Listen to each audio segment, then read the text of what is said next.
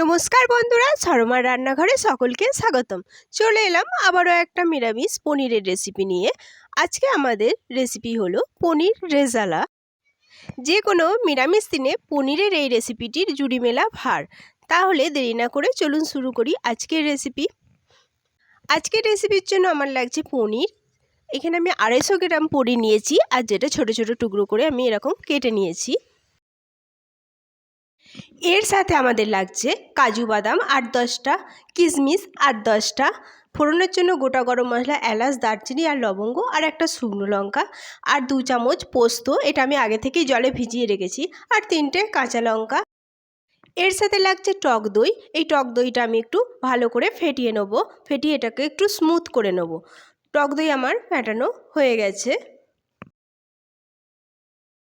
মশলা করার জন্য আমি একটা মিক্সিং জার নিয়ে নিয়েছি।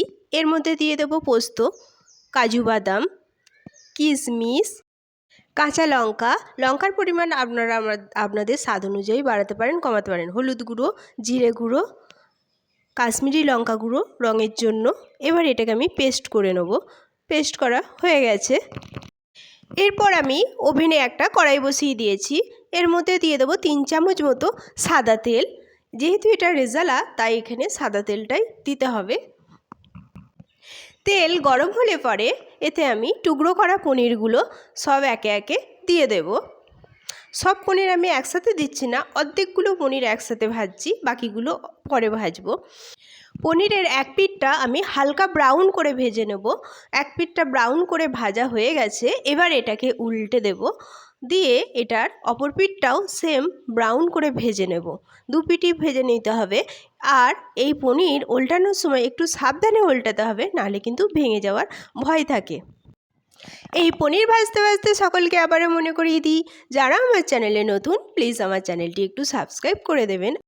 আর আমার রেসিপিটি যদি আপনাদের ভালো লাগে তাহলে একটা লাইক ও কমেন্ট করতে ভুলবেন না যেন। কথায় কথায় আমাদের পনির ভাজা সব হয়ে গেছে। এবার আমি তেল ঝরিয়ে পনিরগুলোকে একটা পাত্রে তুলে নিচ্ছি। পনির তোলা সব হয়ে গেছে। এই ভাজা পনিরগুলো নরম রাখতে আমি একটা পাত্র নিয়ে নিয়েছি, তার মধ্যে দিয়ে দেবো গরম জল। গরম জলের মধ্যে আমি এই ভাজা পনিরগুলো দিয়ে দিচ্ছি। বাকি পনিরগুলোও ভেজে আমি এর মধ্যে দিয়ে দিচ্ছি। এরপর পনির ভাজার ওই তেলেই আমি ফোড়ন দেবো সামান্য গোটা জিরে, একটা শুকনো লঙ্কা, আর গোটা গরম মশলাগুলো, দারচিনি, এলাচ আর লবঙ্গ। এবার এটা আমি ভালো করে ভেজে নেব। লো আছে 1 মিনিট আমি ফোড়নটা ভেজে নিয়েছি। ফোড়ন ভাজা হয়ে গেছে। এবার এর মধ্যে দেবো আমি যে মশলাটা পেস্ট করে রেখেছি, সেই মশলাটা সবই আমি এর মধ্যে দিয়ে দিচ্ছি। মশলা দেওয়া হয়ে গেছে। এবার একটু নেড়ে চেড়ে ভালো করে মিশিয়ে নিচ্ছি তেলের সাথে। মশলা যেন না ধরে যায়, তার জন্য আমি জারটা ধুয়ে অল্প পরিমাণ জল এতে দিয়ে দিলাম। এবার আরও ভালো করে এবার মিশিয়ে নিচ্ছি মশলাটা। এতে দিয়ে দেবো স্বাদ অনুযায়ী লবণ। লবণ দিয়ে মশলাটা 2-3 মিনিট একটু কষিয়ে নেবো ভালো করে। যখন মশলার জল শুকিয়ে আসবে, তখন এর মধ্যে আমি দিয়ে দেবো ফ্যাটানো টক দই। যে টক দইটা আমি আগেই ফেটিয়ে রেখেছি, সেই টক দইটা। টক দই দিয়ে এটাকে আমি নেড়ে চেড়ে ভালো করে কষিয়ে নেবো। টক দই দিলে কিন্তু মশলা থেকে একটু জল ছাড়বে। এবার এই মশলাটা আমি ভালো করে কষিয়ে নেব, মশলার কাঁচা গন্ধ চলে যাওয়া পর্যন্ত এবং তেল ছেড়ে দেওয়া পর্যন্ত। এখানে আমার মশলা থেকে তেল ছেড়ে দিয়েছে, আর মশলার কাঁচা গন্ধও চলে গেছে। মশলা কষানো কমপ্লিট হয়ে গেছে। এবার এর মধ্যে আমি অ্যাড করব জল। আমি যে গরম জলে পনিরগুলো ভিজিয়ে রেখেছিলাম, সেই গরম জলটাই এখানে অ্যাড করছি। এক্সট্রা কোনো জল আমি দিচ্ছি না। এখানে পরিমাণ মতো গরম জল দিয়ে নিতে হবে। আপনারা যে অনুযায়ী কারি রাখবেন, সেই অনুযায়ী জল এখানে দিয়ে দেবেন।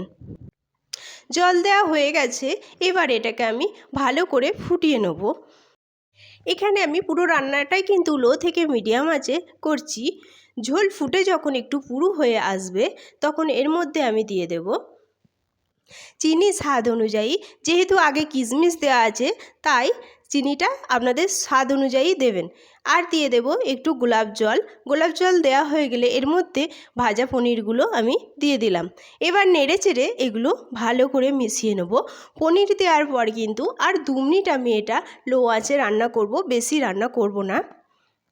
যে কোনো নিরামিষ দিনে এই পনির রেজালার রেসিপিটি আপনি অবশ্যই করতে পারেন। অসাধারণ এই রেসিপি খেতে কিন্তু মাংসকেও হার মানিয়ে দেবে। পনির দেওয়ার পর 2 মিনিট আমি রান্না করে নিয়েছি। দেখুন ঝোলটা কতটা শুকিয়ে গেছে। এবার এর ওপর দিয়ে আমি দিয়ে দেবো সামান্য পরিমাণ গরম মশলা। গরম মশলাটা দেওয়ার পর এটা ভালো করে মিশিয়ে নিলেই আমাদের পনির রেজালা রেডি হয়ে যাবে। এর ওপরে আপনারা চাইলে ধনিয়া পাতা অথবা কেসুরি মেথিও ব্যবহার করতে পারেন, আমি কোনোটাই দিইনি। এই নিরামিষ পনির রেজালা কিন্তু মাংসকেও হার মানিয়ে দেবে। আমার পনির রেজালা রেডি হয়ে গেছে, নামিয়ে নিচ্ছি। এরপর পরিবেশনের পালা। আমি একটা পাত্রে পনির রেজালা সুন্দরভাবে পরিবেশন করে নিয়েছি। দেখুন এটা দেখতে কত সুন্দর হয়েছে, এটা খেতেও কিন্তু দুর্দান্ত, আর এর কালারটাও কিন্তু অসম্ভব সুন্দর হয়েছে। আজ এই পর্যন্তই, দেখা হবে আবার একটা নতুন রেসিপি নিয়ে। ততক্ষণ সবাই সুস্থ থাকবেন, ভালো থাকবেন। সকলকে অনেক অনেক অনেক ধন্যবাদ।